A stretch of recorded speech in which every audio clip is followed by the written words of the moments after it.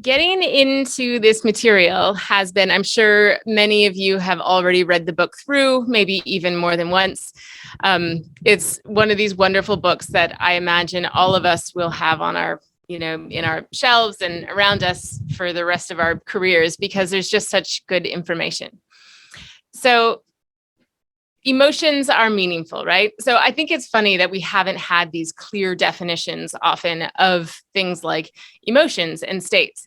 And so just to review and recap really quickly, the book names 87 different states and emotions. So she's very clear to speak to each one, whether or not she has found in her data and in the research and data of many, many, many other people, whether or not it's a emotion identified and experienced as an emotion, or whether it's identified and experienced as a state.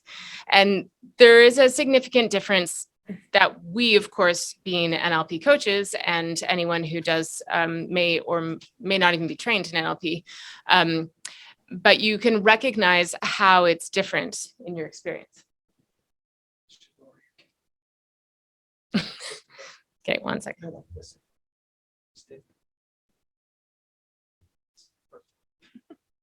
Okay. All right. So emotions are meaningful. Language is meaningful. So language and emotions really are all we've got, right? We feel stuff that causes us to think stuff. So we say stuff and then we do stuff. I mean, that's all it is, really. And so it's really, really important to pay attention to the fact that we don't have adequate language to define our emotions. We really are lacking of vocabulary, as I'm demonstrating right now. So what was neat was when they did the research and they looked at what people recognized. When Brené Brown says that people identify 3 emotions, just for the record, it's not 3 emotions that are the only emotions they can experience. She's asking about what emotions can you identify live in the moment, like as you're feeling them, how many emotions can you actually identify? And they basically could identify angry, sad, and pissed off. And angry, happy, and pissed off. And that was about it. And so giving language to this is important for yourself and, of course, in identifying. So many of you have probably heard me say this, but it's worth reiterating that we are this extraordinary machine, right? So if you think about how it works, how this operating machine works, we have a really, really good way to identify our needs, right? So we can feel thirst, and that means we need water.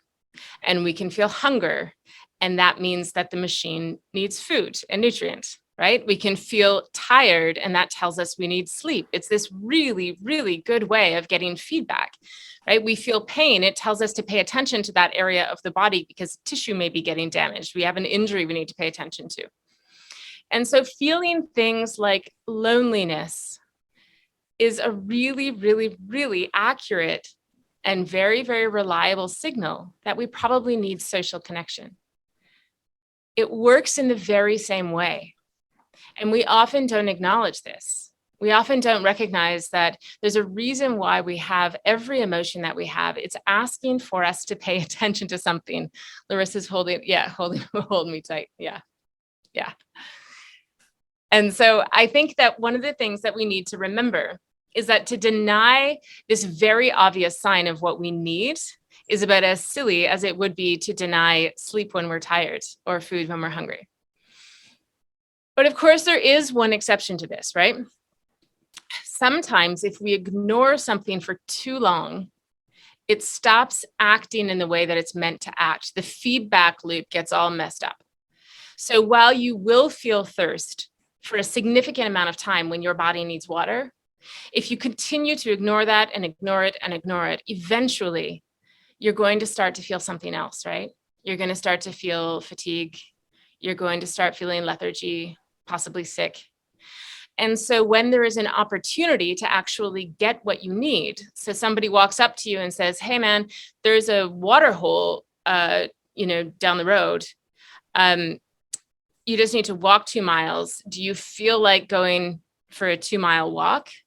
If you haven't had any water, if you've been ignoring that thirst and you haven't had any water for days, chances are you can't rely on that feedback loop anymore, right?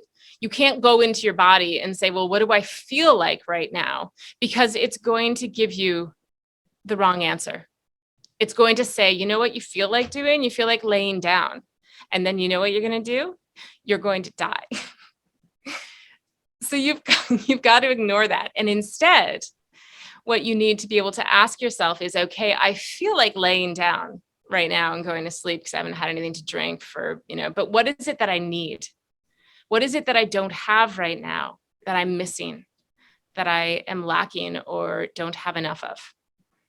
And once you get the answer to that, the answer, of course, is water. Now, when you walk the 2 miles, even though you don't feel like it, when you get to the water source and drink the water, you're going to satiate the feeling, right? You're going to feel better.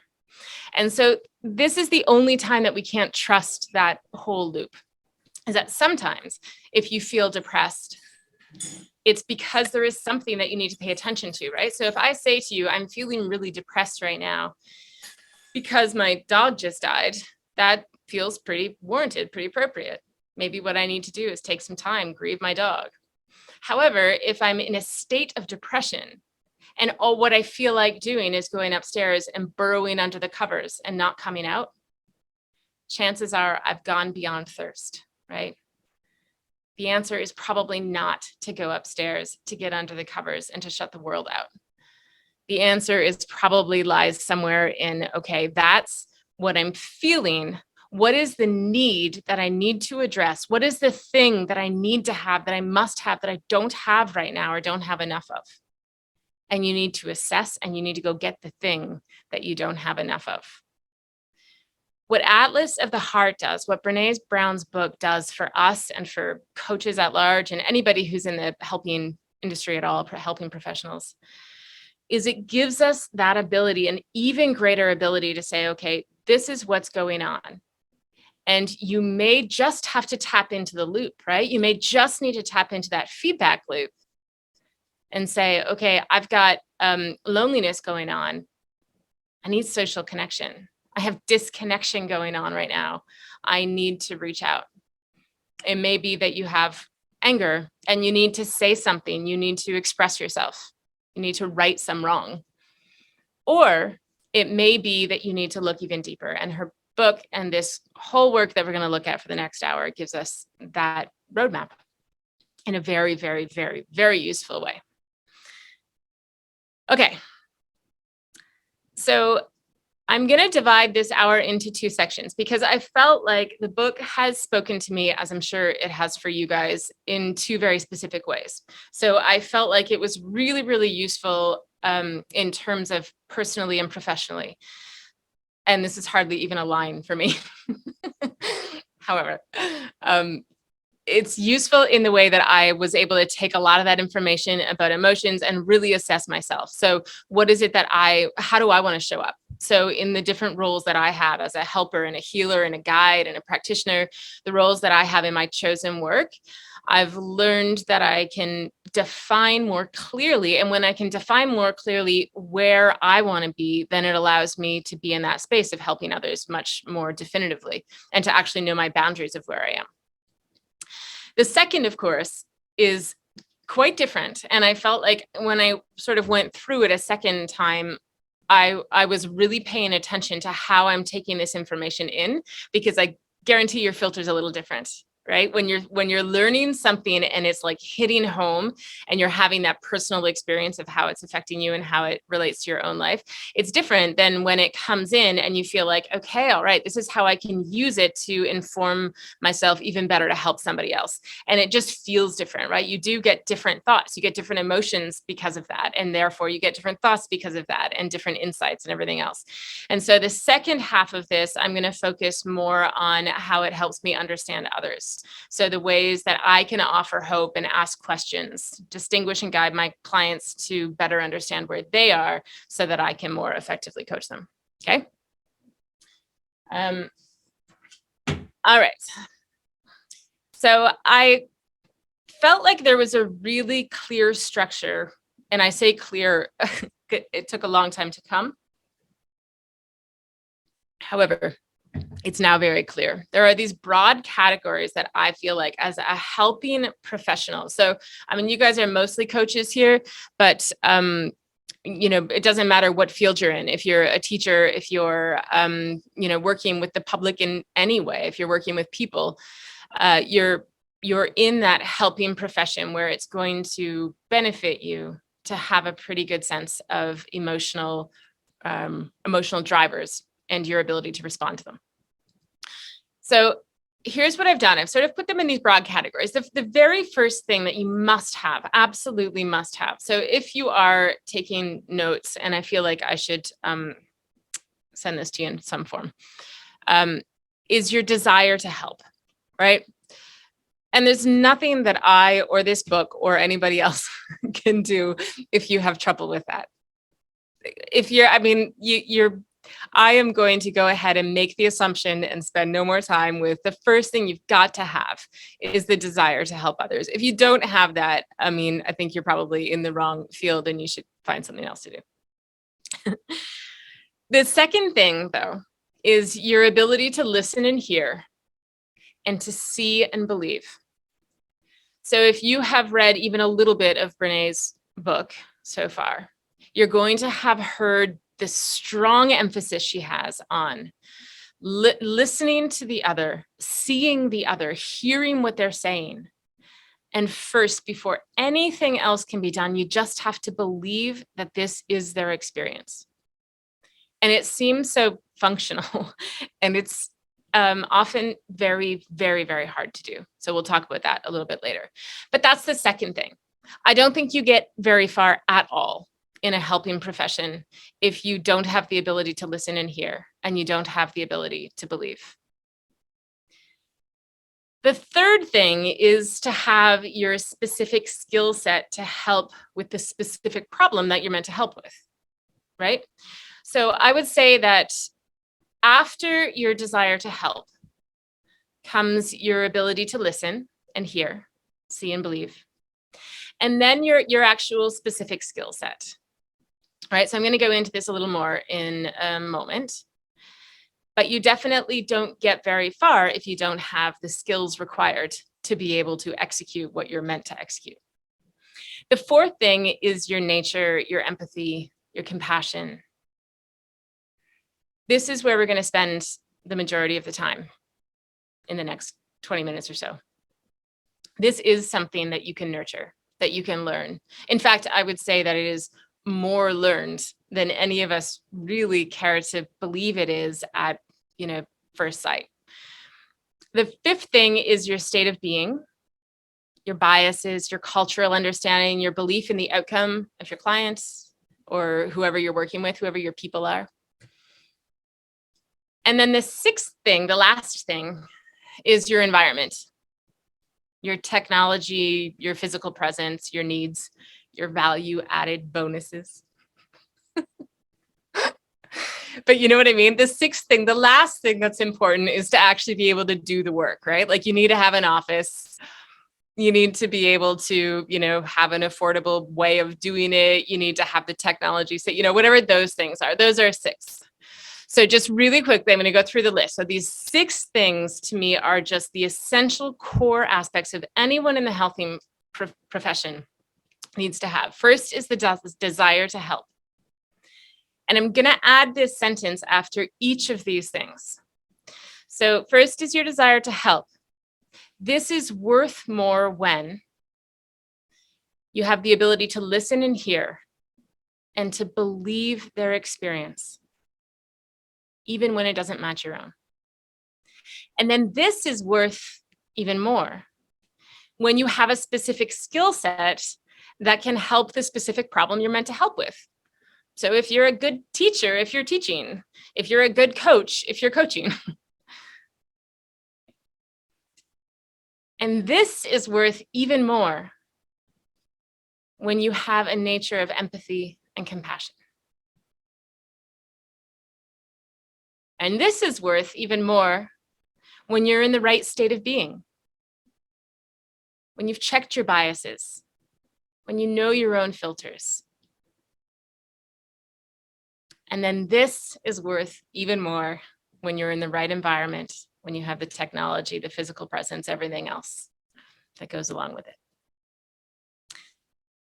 So what we're going to do is just kind of go through these, and I'm fitting in the work that Brené has done into this model because I like it. And guys, as always, you can always interrupt. I have absolutely no issue at all with pausing and answering any questions. If you want to ask them as they come up, go for it. Okay. And if not, I'll just keep going. So as I said, number one, your desire to help, that's just a given. Number two, this is where, specifically those of you that are NLP trained and trained in similar ways, this is, you've got to make sure that when you're listening and hearing and believing as it is, that you have cleared your filters, that you've noticed your own triggers, right? It's really, really useful. I will tell you that I check at least once with every single session I'm in, if not more than that, to just check in and ask, am I actually hearing them? Because you all know the feeling. I know it so well. As a coach, it's almost like the temptation when you get excited because they've said something and you have something that's going to offer some sort of insight, or you have some like cool story. And it is so overwhelming, that desire to stop listening and to wait until you can, politely interject and then offer your thing. There's times when that's appropriate. Right? There are times when that's going to be appropriate. You guys have I've worked with lots of you, and there's going to be times where you're actually going to say, you know what, I'm just going to stop you there for a second and you are going to interject because that's your role at that time. And that is the intention. However, if it's happening just inside your head, if you're doing that thing where you're nodding, and inside your head that you've already kind of shut off, and you're starting to take their words and you're shaping them into what you're really hoping is going to be this way of understanding their story or their experience, then you've got to check that. You've got to be able to step out of it. Trust yourself as a coach. Let go. You cannot, as a coach, there's no way, as a teacher, if you're working in the hospital, if you're with patients, wherever you are, whatever you're doing in your clinic or your environment, you've got to trust that it's okay to forget. It's more important that you stay listening, that you stay paying attention to what your person is saying, and that you trust that when they're done, you have this resourcefulness within you. And you're going to be able to take whatever is most relevant, most useful, most important once they're done, and respond that way. Even if it means saying, you know what, I know you've just said a lot. I'm going to back up to this one thing you said because. Or if you're actually really listening, you may realize, like, wait a minute, they don't need me to point that out. They actually 3 sentences later just recognized all on their own what I was so brilliantly going to point out to them. They know that already. But where I might be able to help is in this, this reframe or in this question or whatever. Okay. So that ability to actually ask yourself the question, am I listening? And if you can't, and again, some of you experienced this with me, you can stop a person and say, listen, I've got to say something right here. Can you hold on to this? I want to interject. And you can let them know that it's like, I can't listen to any more of this until I say this. And you're going to know immediately whether this is helping the situation, whether you're staying in connection and honoring that person, or whether you are sort of, in yourself in a way that is unhelpful to them. Okay, but number 3 is where I really want to speak. So, number 4 is where I really want to speak, but number 3 I have to mention. Number 3 is your specific skill set. So that's all of this, right? So that's like everything that we talk about, everything that this book is, everything about emotions, all of that informs your particular skill set, because that is, where we work.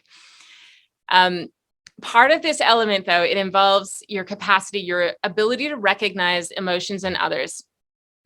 And one of the things that I think was so beautiful about Brené's, insights and understandings here is how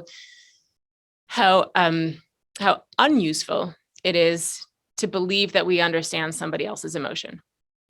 So we know this already. I mean, the presuppositions of NLP, we talk all the time about, recognizing that you don't know anybody else's map. It's just a map of the territory. We really cannot understand what somebody else is feeling. We can only recognize the behaviors and the words. And then we have to start asking questions before we can even begin to think that we know what is driving those. So in terms of, sorry, guys. In terms of recognizing the behavior, we want to stop ourselves always from making the assumption that we can know the feeling. I'm going to mention this just because it's today, but that whole thing that happened last night at the Oscars and Will Smith and that whole business of him, which is just like wild. And I say that only in how the news, I don't know if it's my algorithm, but it seems as though like there's a war going on.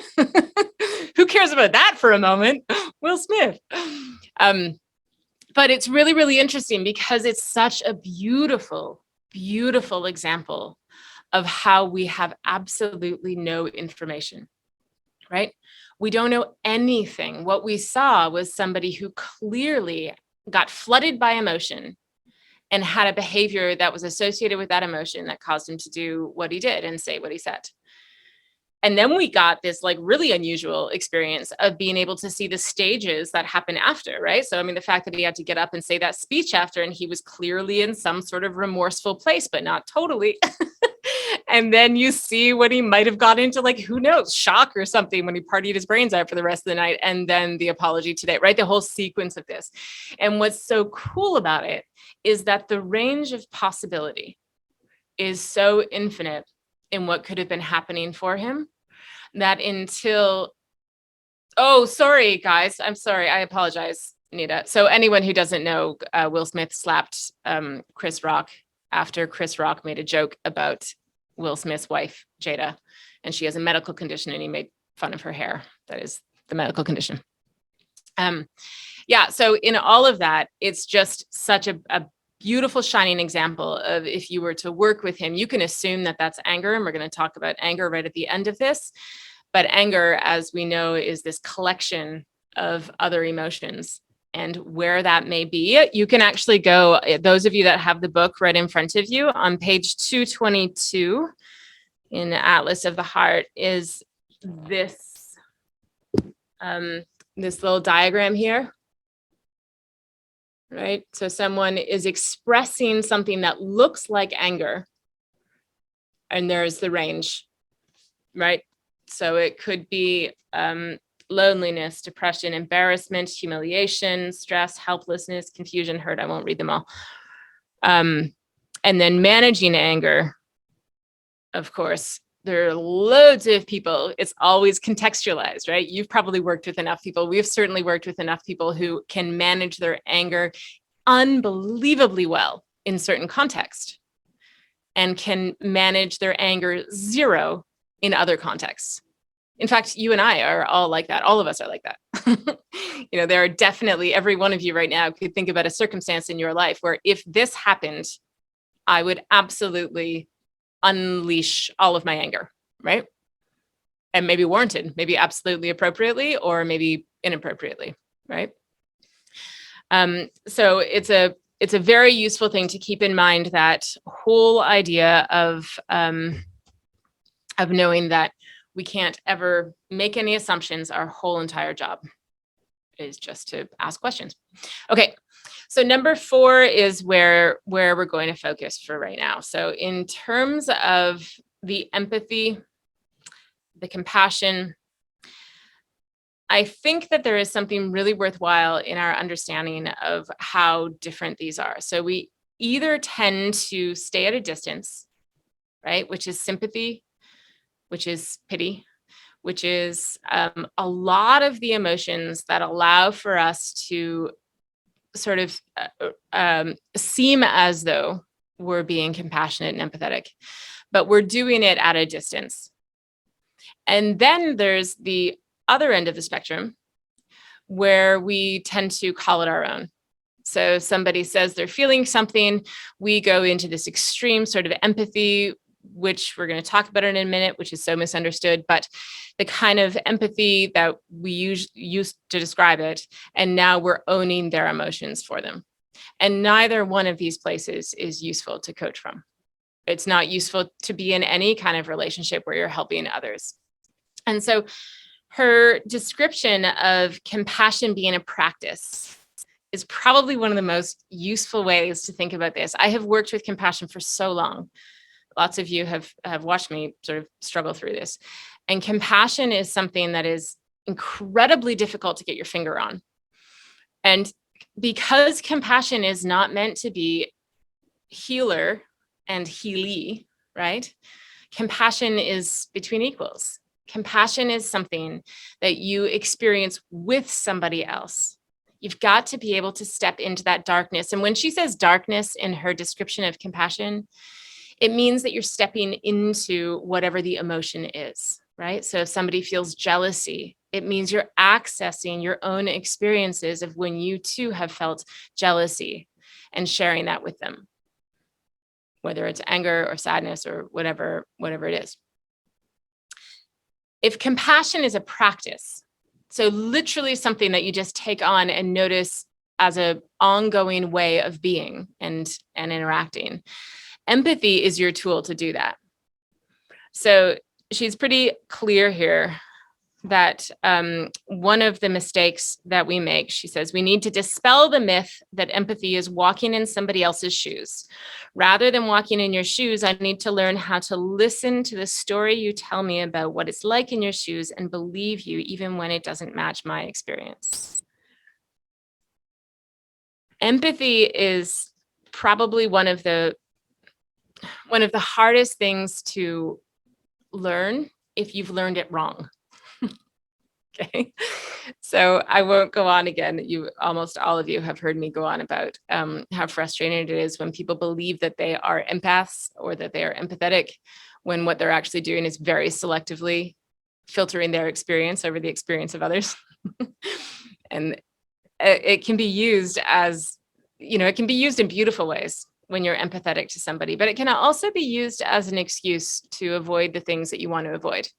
Right? So empathy is often blamed for people not being able to handle something, for sort of sticking your head in the sand, for not being able to take on or hold space or any of that kind of stuff.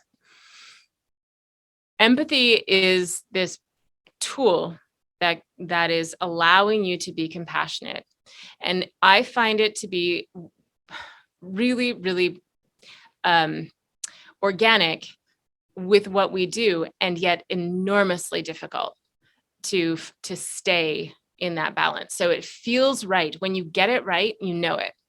So when you're sitting with somebody and you're sharing the experience that they have, so you're sharing with them that you too know what it feels like to have felt a certain way. You want to be able to do that. And as soon as you notice that there is a relationship, that there's a connection made where they are aware of the fact that you are sharing their humanity rather than watching from a distance, then you can just really gently back away and ask for more of their experience, for more of their story. And if you can get into this sort of rhythm of connecting, empathetically connecting as an equal, and then backing out into your skill set, into whatever the tools are that you have that are skill specific, then you'll feel this sort of welcoming that almost never ends up with any resistance on the other side. So how this all sort of ties together is that I know that a lot of us, both professionally and personally, get frustrated with the resistance that we feel in those people that we're trying to help, right? So usually when I'm guiding coaches or when somebody is coming to me for advice on what to do with a client, it's about the resistance in the client. And I've never quite had the language to be able to define it in a way that you can take it into practice and actually make it something that you can practice the same way that you would practice reframing or practice, eliciting a strategy or something like that. This gives us a way. So I will draw your attention, page 122, if you've got the book there. You don't need to have the book, guys, but if you do. The attributes of empathy. So perspective taking. So just recognizing what the concept means for you. What's that experience like for you? So this you can do in real time because you just do it out loud. So if your client says to you, or if the person that you're trying to teach or that you're trying to help or that you're trying to guide or how whatever your relationship is with them, if they say something to you, you can out loud identify your own experience of that or your own understanding of it and say, this is my understanding of what happens when I think about that term or that concept or that, whatever it is. Does that match your own? Is that similar to what you have felt, or is that totally different? So you don't have to do any guesswork here, right? I'm 100% sure that most people who get out of rapport, who end up not being able to help the way that they want to help, it's because they're making assumptions. So you just ask out loud, what's that experience like for you? And say it out loud to see if it matches theirs. Staying out of judgment, of course, right? So, most of us here have the tools to be able to recognize as soon as you're putting value on something, as soon as you're imposing your set of values on somebody else's. So when somebody says to me, for example, I made a decision to, to go study this, and I left my children for a year. I'm going to notice right away that I am probably imposing my values on their decision, right? It's hard not to. I'm going to get this like, oh my gosh, what? You left your kids for a year? Like, it's incredibly difficult to not have that reaction. However, I can notice it right away, recognize it as my own set of values, and that allows me to then set that value, my own alignment, my own hierarchy of values aside, and get really, really curious about what their values must be or might be in order to have made the decisions that they made, right? So again, there's really, really, really tangible, practical ways to be able to do this in your conversation as it flows organically, naturally. And then recognizing the emotion, right? So same thing, just noticing this is where having that list of emotions. So when somebody says to me, I felt really angry, I would suggest to you that it's almost never going to be useful to leave it at that, to leave it just at anger, right? So what you're going to be able to do is you're going to be able to say, okay, I recognize that you experienced that as anger.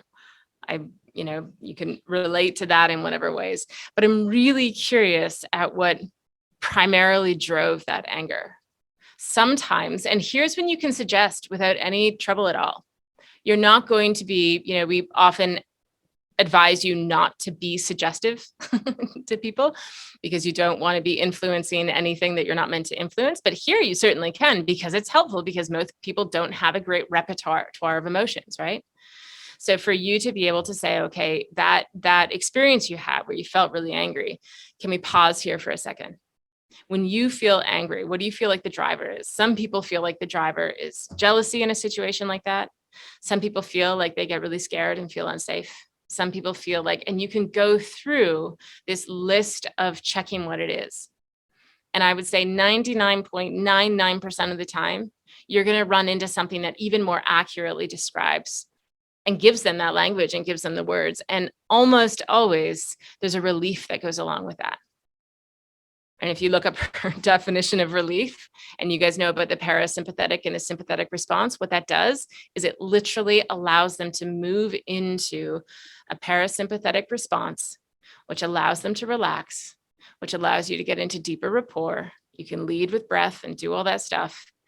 And you're going to be able to go deeper into being able to help, right? Being able to find what's at the root of this.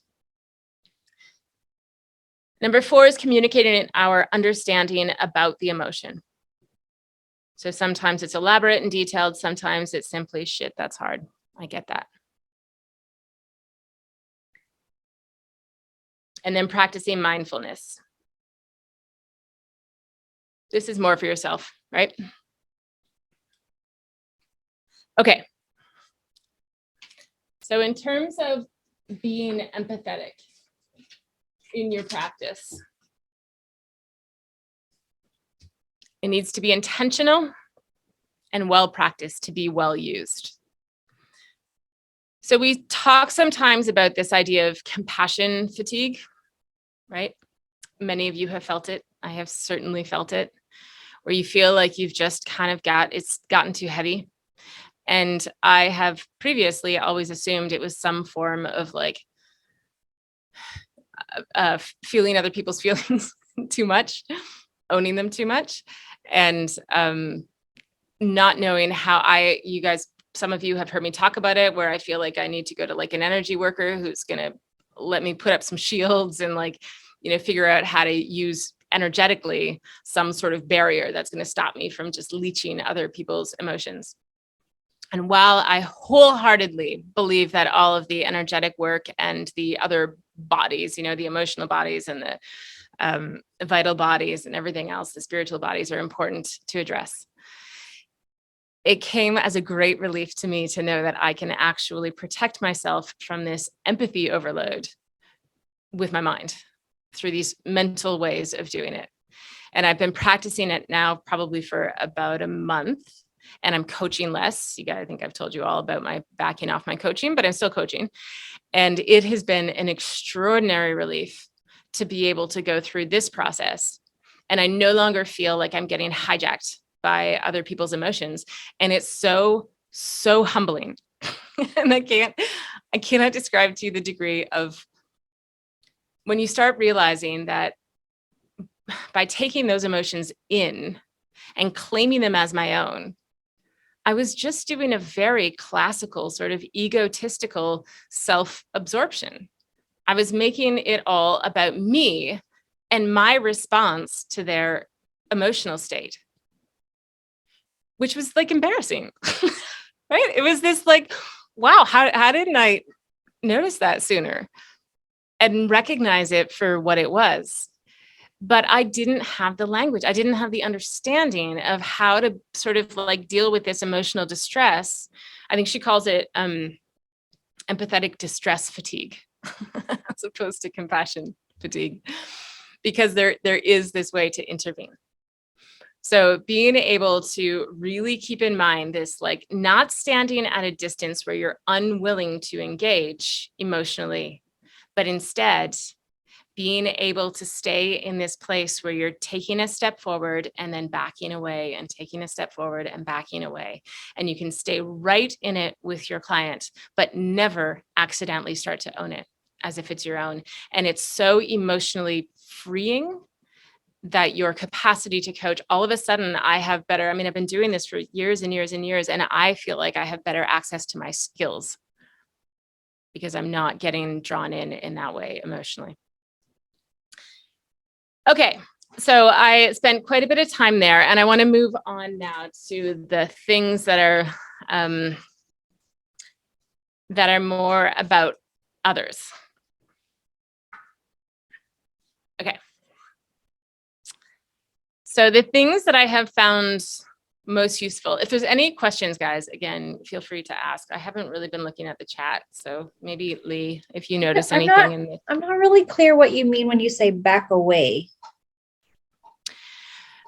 So if you can, metaphorically, if you can notice yourself stepping into whatever emotion or state it is that your client is, or whoever you're working with is experiencing, and relate with them some experience of your own, and have that shared sense of, asking a question or relating, however you're doing that, right? There's a million different ways that you could do that. What it does is it allows you to distinguish their emotion being their emotion and having this shared experience of, I have had that same emotion, but in a different context, in a different circumstance, in a different situation. Now that that's established, I'd like to back away and ask you more questions about your experience. So if what you've done is you've come together, you said, okay, you know what, I I'm going to ask you about sadness because when I feel sadness, I know that blah, blah, blah, blah, blah, blah, blah. And they say, yeah, when I experience sadness, it's more like this, or yeah, that's exactly how I feel, or whatever it is. So you now have this shared thing. I'm going to make some determinations there, right? I'm going to make some sense of like, okay, so what you've described is that it's not actually sadness. It's more like this, like devastating loneliness that you feel. And I've come in with you and we've identified that together. Now, what am I going to do with someone who's seeking my help, specific, like skill specific help from me about devastating loneliness? And now I'm going to very consciously, when I say step away from it, I'm just going to now look at like the data. Like now I'm going to look at like, okay, devastating loneliness. What am I going to do with devastating loneliness? I don't know. I'm probably going to clear it, or I'm going to do whatever it is that I'm going to do with it. I might need to elicit the strategy for it. I might need to ask more questions to find out if it's a pattern or if it's exclusive or whatever I'm going to do with it. But I can do that more effectively now because I'm making no assumptions about what they're feeling. And we're in this shared state where I'm not pretending that I'm not working off my own unconscious or conscious memory of my own experience of that emotion, because we've had the conversation. And so I can back right out of my own experience and focus on what's different or focus on what's the same, right? And then I'm going to do the work, whatever it is that I'm going to do. As you practice it more, you're also noticing, if you go to page 126, the empathy misses.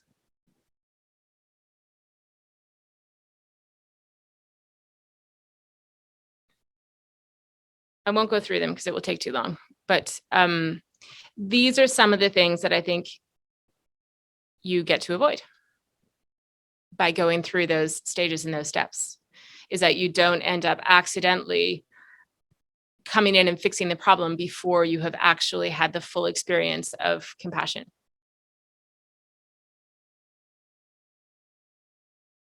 You don't end up comparing, right? You don't end up doing any of these things. You are essentially going to minimize, right? The work that we do is, if you're doing it correctly, going to minimize their problem. But that isn't going to be welcome unless you have truly had an empathetic and a compassionate experience with them first, no matter what it is. And again, you stay clean because you're making these distinctions, because you're recognizing all of the distinctions between what is active, intentional empathy, as opposed to just feeling and feeling and feeling and feeling as you go through it. Okay, you can ask me more about that if you need to still. Okay, so the most useful things I have found in terms of the other. Okay, so we talked last time already about stress and overwhelm.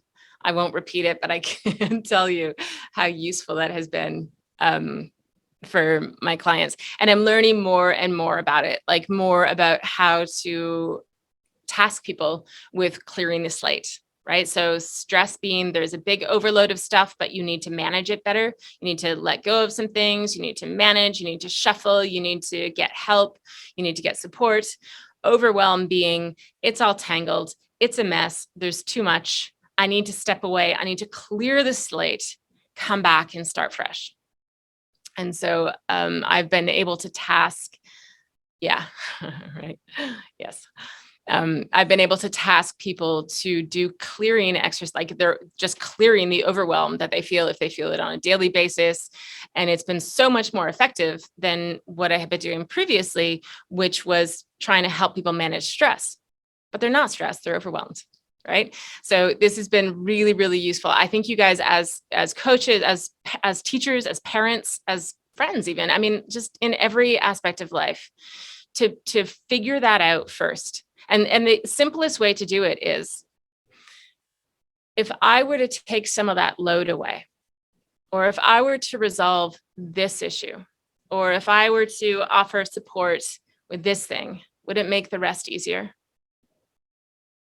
And people know, and you're encouraging them to really think about it and be really, really honest, as opposed, of course, to assuming they're supposed to just say yes, right? And it's really clear for people. Yep, that would be so helpful.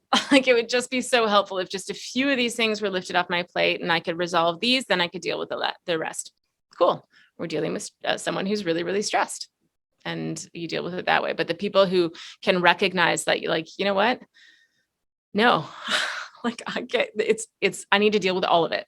I need to deal with the big bundle of yarn, that huge tumbleweed of stuff.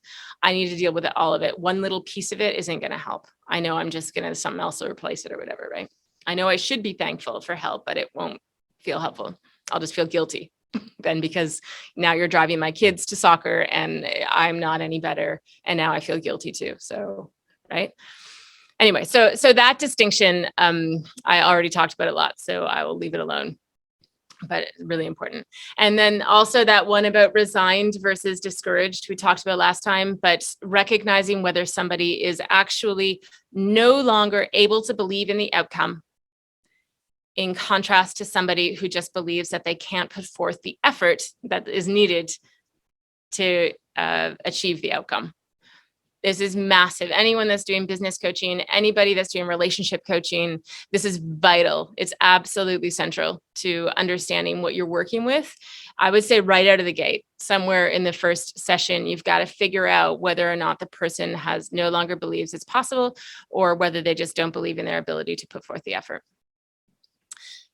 Okay, the other thing that I think is a huge, really important part, if you're going to sort of really dive into this, is the part about boundaries. So boundaries are so wonderful in Brené's sort of new definition of them. And of course, it's not new. Of course, she refers to all sorts of researchers who have already, and people who have spoken about it this way. And you may have, of course. But usually we talk about boundaries as being self-protection, right? Almost always when we bring up boundaries, this is about like keeping your boundaries strong so that you can be okay, so that you can be strong, so that you can keep your self-esteem or your sense of self or your confidence, or, whatever it is, yourself. And it's this sort of idea of protecting yourself. And while that is true, and that is a very good use of boundaries, it's definitely not the ultimate goal of boundaries. Right? We are human beings, and we are absolutely designed to be in connection, to be with others, to be in social, to be relevant to the society and the group that we belong to. And our nature is to not actually be very boundaried. It's to be able to have boundaries so that we can be in connection. So it goes something like, enmeshment. So she talks about enmeshment. So enmeshment is when you have no boundaries with somebody else. Say you've just fallen in love, or, you have children that you have not set any boundaries with, or certainly, you've wanted a job so much that you don't set any boundaries. What ends up happening, and the word is so perfect. What's it called when a word sounds like what it is? Enmeshment. So you get this enmeshment of feeling and thoughts and behaviors and everything else. And it just gets all meshed up, and you can't do anything with it because you're so enmeshed. You can't even offer compassion in a really useful way because you're so enmeshed in their stuff, right? So you can't be overly helpful. You can't be very compassionate or empathetic. And so when you set boundaries, what it allows you to do is to be able to actually have empathy and compassion, which allows you to have connection. And so if you're seeking more connection with somebody, boundaries are probably one of the first things that you're going to figure out how to set up, so that, she says it so beautifully, boundaries are the distance at which I can love you and me simultaneously. Right? We should all have that on our walls. But these boundaries that allow you to be more empathetic and compassionate, I think teaching this to our clients, I know that for me, I don't know many of my clients at all who would be able to take that frame and remember it so that they can feel strength in setting boundaries, right? So usually what ends up happening for people is they feel like because it's protective, because they're avoiding selfishness and all the things that go along with like doing anything for self, they end up backing down from their boundaries. When you can frame it this way, when you can let them know that this is a means of getting more connection and more love, it allows you to be clear. The clearer you are, the more you can love, be understood, and have connection. Okay. The next one that, of course, is so very beautiful is the idea of perfectionism. So I work with women. Perfectionism tends to be commonly something that people recognize in themselves already. But perfectionism is one of the surprising ones because there's a lot of people that would never equate themselves as being perfectionists because they don't have like a type A personality, right? So it's easy to see in people who are always seeking for everything to be perfect and all the, I's dotted and T's crossed and all that kind of stuff. And I think most of us understand that perfectionism is about some form of not good enough and all that kind of stuff. But it's harder to see in people who can't recognize it in themselves because they actually feel like it's a mismatch. And yet they feel all the feelings that are associated with perfectionism, which is fundamentally shame. And so I think that there is I have a lot of clients that I know, myself included, who are kind of, like a giant clusterfuck of a, person, a life, all of the ways they come across as almost chaotic, right? They would never be described as a perfectionist by people around them, people who experience them. And yet, weirdly, they're feeling the same things. They're actually driven by this need for things to be perfect. And it happens in their social circles, right? So it happens in how they present themselves. And a lot of the reason for the, chaos around them is because of this hyper-focused effort to make everything perfect, whatever the everything is. So if it's the conversation, if it's the whatever they've got them, the artistic endeavor, the creative thing that they're doing, if it's in a conversation, it's that brain that won't stop going, that's reviewing everything, that sort of overthinking stuff. All of that fits really, really nicely into the resolution of the what do you call it? The antidote being the very same antidote that you would have for somebody who has a much more typical way of seeing themselves as a perfectionist. I have two specifically clients right now who have had a complete breakthrough because they were finally able to recognize that in themselves. They didn't have a word for it, nor would they ever give themselves permission to see themselves that way. And since they have, everything is just like it's just aligned itself in a way that they can now make much different decisions. Okay. Shame. So, it's hard to go through Brené's stuff. And again, anyone that is familiar with her, you probably already know lots about shame. And I will do my best here to not, repeat things that are obvious.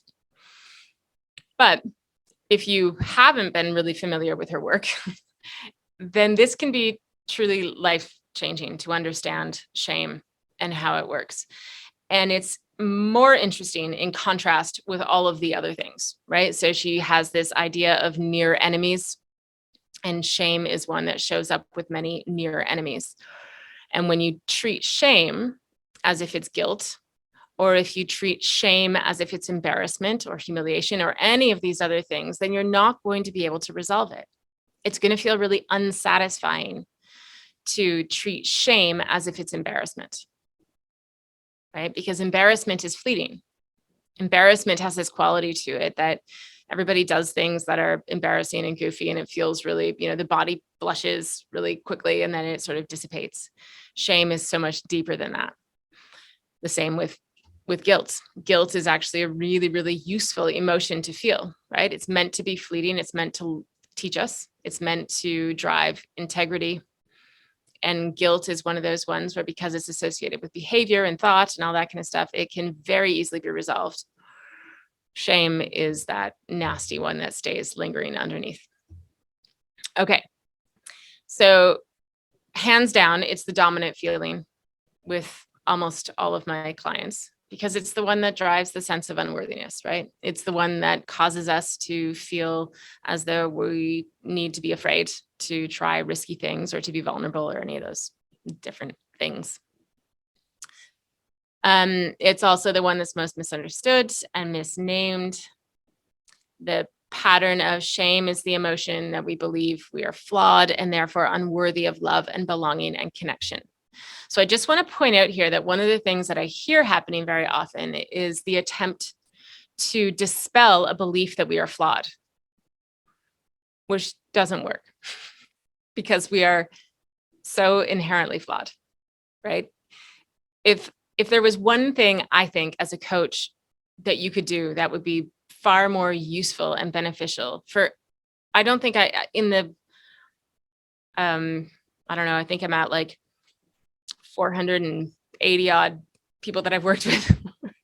I don't think I've met anyone who wouldn't benefit from being able to recognize that their flaws are something that are going to continually be around, right? That as soon as they start aiming for flawlessness, as soon as they start aiming to deal with the flaws instead of the learnings and the acceptance and how to turn that around, then you're going down a road that is probably going to be very frustrating. And you'll resolve things temporarily and then they'll come back. If you can help your client get to a place where what they really accept and understand is that they are tremendously flawed, and this is the grounded confidence, right? You are flawed. You will continue to be flawed, and you are still deserving of love, and you are still deserving of goodness and excitement and joy and happiness. And you still have the capacity to meet challenge, and you still have the capacity to be confident and all of those things, even while being flawed. There's nothing stronger than that. So when you're dealing with shame, when you have a client who's really struggling through shame, you want to get to this place where you're heading is to acceptance and to understanding of themselves as flawed. I don't think I have ever met anyone who is both accepting of their own flaws and who deeply and truly trusts themselves, who has problems that they can't overcome. So I'll say that again. I don't think I've met anyone who is accepting and understanding of their own flaws and who has a deep trust in themselves, who has any problems in life that they don't feel like they can't overcome. So it doesn't mean they don't have problems. We all have problems. But when you have those two things happening, then you will look at your problem as though it's a problem to be solved. Right? And again, you may not even believe that you have the resourcefulness within yourself to do it. You may have the ability, though, to recognize that I'm going to trust myself to ask for help when I need help. And so that leads me beautifully to trust. So trust is always, if ever anyone calls me and says, I'm not sure where to go, I've got someone who's really broken or really resistant or really, traumatized or whatever the case may be. And they don't know what they want. And this will happen lots, right? You're dealing with people that know that they're hurt, but they don't know what's wrong and they don't know what they want. They just know that things have to change, right? You'll meet people, well, with all the different, you'll meet them usually in people who just feel really, really, really stuck. And always, I think I can say always, if you make the goal to be able to trust themselves, nothing else, you don't need to head for joy. You don't need to head for happiness or confidence or anything else, just simply to trust themselves. you're always going to be able to move them somewhere that is profoundly different from where they are. You're always going to get a significant shift. The definition that Brené likes so much that she put in here on page 191 is that trust is choosing to risk making something you value vulnerable to another person's actions. So just take a moment to think about that definition if you haven't already. Choosing to risk making something you value vulnerable to another person's actions. That is the best definition of trust that I have ever heard. And you know why, right? Like it's just so accurate. Yeah. And it's exactly the same with trusting yourself. So trusting yourself with the things that you most that you most value, to be vulnerable to your own actions. That's terrifying. I mean, it's beautiful. Like I have the areas of my life where I say, okay, yeah, I can think about something that I really, really value. And if I leave it up to my own actions, if I let it be vulnerable to my own actions, will it be safe? And I have all these areas in my life where I can be like, yeah, straight up, totally. 100%. I can let that thing that I value be in my own vulnerable, mercy. But I can think of a whole bunch of things that are so valuable to me that it makes me nervous to let them be at the mercy of to let them be vulnerable to my own actions. Those are my area of work, right? There's probably no more effective way to find where your deepest work is. What makes you nervous to leave in your own vulnerable actions, the vulnerability of your own actions? It's a question you can always ask somebody. I'm going to go really briefly through her braving thing because it's just so important to be able to understand, right? So what it means is that you have to have boundaries in order to be able to trust someone or something with the things that are most valuable to you.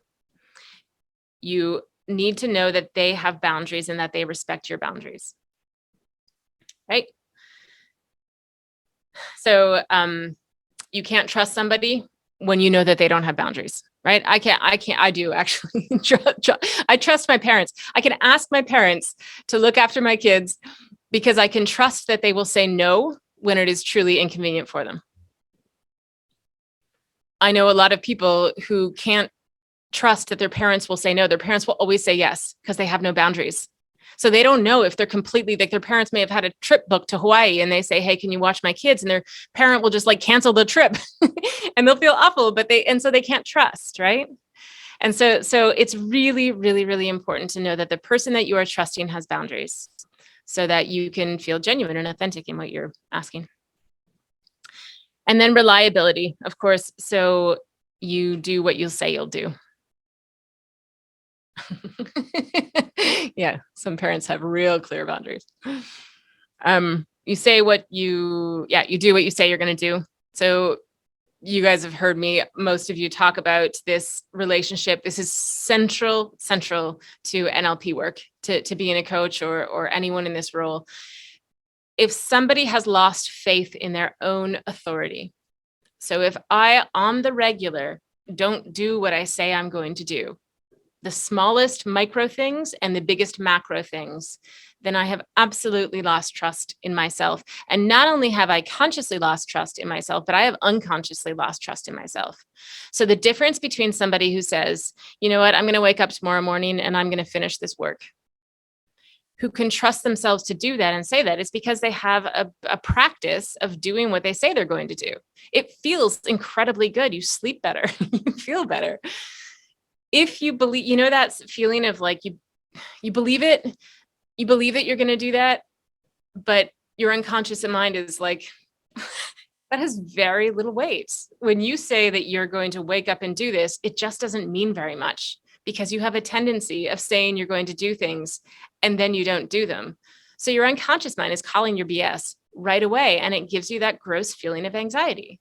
You know that you can, consciously, you get it, that you can set your alarm and you don't necessarily understand why you're feeling so anxious about it. Well, that's why.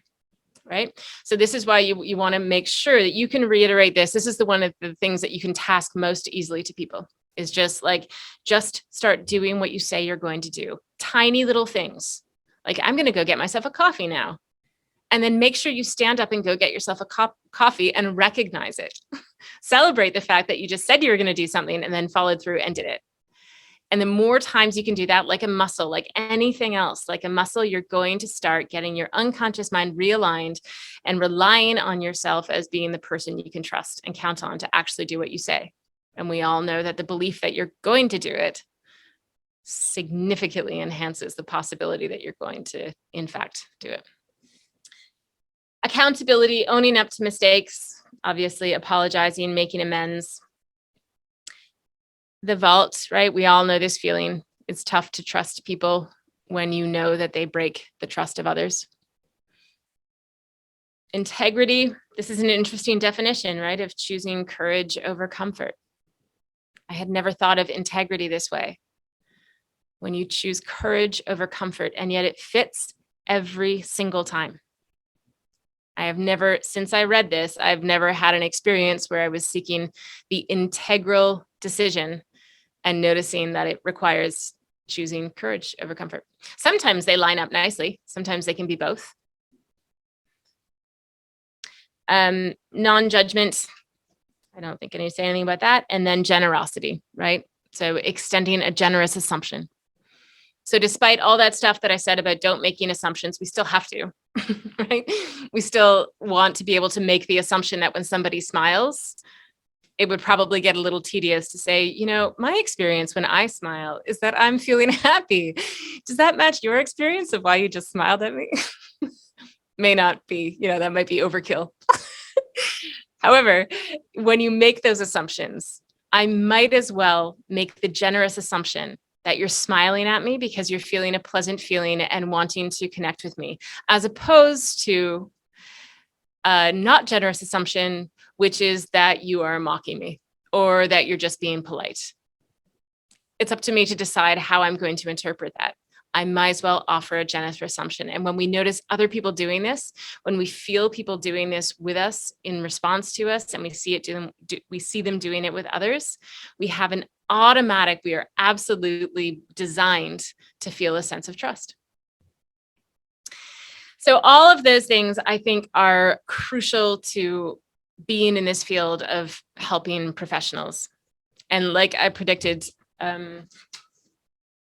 there are, hundreds more. It's 8:44, and I want to make sure that I'm finished by before 9. You know what? I'm just going to go for another 2 minutes, and then I'll open it up to questions, okay? So that we don't go too long. Humiliation. I thought it was really, really, really, really important. There's a quote in there. All the cruel and brutal things, even genocide, start with the humiliation of one individual, says Kofi Annan, who is one of my personal heroes. Humiliation is one of the things that you most have to watch for. This is a giant parts integration, guys. Another way to really, really, really get great information on what might be plaguing your client with inner conflict, find out not only the things that they have been humiliated by, but any anxiety they have over potential humiliations. So when I say to somebody, what's making you anxious about this? And they go, I don't know, my boss is just really hard on people, and it feels really lousy, and I get insecure when they criticize me in front of other people. Okay, that's fine. If though, check for humiliation, because humiliation is it's very different from shame in its structure. Shame, you feel like you are undeserving, right? It's like what's that fraud thing when you think you're going to be exposed, right? Shame is about feeling unworthy, feeling as though you are deserving of bad treatment or being called out or whatever else it is, all those things that go along with shame. But humiliation is when you don't actually believe that you deserve to be treated a certain way. Imposter syndrome. Thanks, Jess. Yeah. Humiliation is this divide. So humiliation is when somebody else degrades you, puts you down, accuses you of something, and you don't feel as though you deserve it. That's humiliation. There's a really interesting thing in there that you may have read already where it says that school shooters always, 100% of the time they've been bullied. But we all know that a lot of people get bullied in school and not everyone turns into a murderer, right? Doesn't turn into a school shooter. The correlation is it's not the bullying, it's that in every single case, they have found evidence that the school shooter was humiliated by the bullying. That's the experience they had of the bullying. There's a tendency toward violence. There's a tendency toward, it's this aggressive feeling, right? With humiliation, those of you that know as values levels, it comes from VL3. Humiliation is the most dangerous thing to do to somebody because there's such a conflict in there. This is not normally going to be aggressive, violent, all those things, right? It's normally just going to be an inner conflict that literally feels like an offense, like an assault to the person. And so you're just going to work. This is perfectly set up for core transformation and parts integration. Tanya, I'll get to you just in 1 second, and Carrie.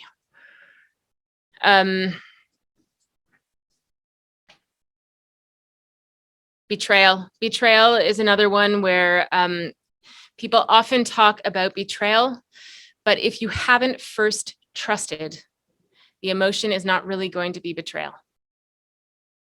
This is really important because betrayal is one of these words that's really misunderstood and really misused.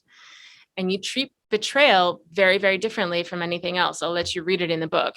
But if you didn't initially have trust, and we know how hard trust is to nurture, to have. And so if betrayal first needs trust, then if they're feeling something that seems like betrayal, but there was no trust to begin with, it's probably something much, much different and probably has nothing to do with the other. If you're resolving actual betrayal where there was trust and then there was a betrayal, it has to be with the other person. You can't resolve, I mean, you will eventually resolve it. It's an inner thing, but it has to include the other person. It has to include amends. It has to include action. Usually you're going to find that it's not really betrayal. It's something else, and it can be healed all by itself inside. So I can't go on about that one. We don't have time, but maybe later, or just read about it. Hurt is transitory. It always moves. Okay. Just before we get into questions, I just want to talk really, really, really briefly here for a second about where you want to move your clients. So when you're getting to the end and you want to get to that place where you actually put them back into a really positive state, there is such a cool difference between things like joy, which is short, which is really, really an inner experience, which includes like appreciation, and it has this element of sort of, I don't know, suddenness to it. That's a really good thing to be able to make sure your client can access, but it's not useful as something to move toward. Happiness is not something to move toward because happiness is something that is usually the effect of everything else, right? We joke about you can't have happy as a goal. This is why. Happiness is the product of effort, always. And the effort comes through gratitude, through appreciation, through calm. So when you're leading your client to those positive places that are going to actually give them the emotions that are going to keep them stable and more resilient and stronger and all the things that you're aiming for, you really, really, really want to get them absolutely stable in gratitude, in appreciation, and content and calm. And the key is, of course, you want to make sure that you never adapt to goodness, that you always, always celebrate it. And that's part and parcel of what we do with this work, but a fantastic reminder. Okay.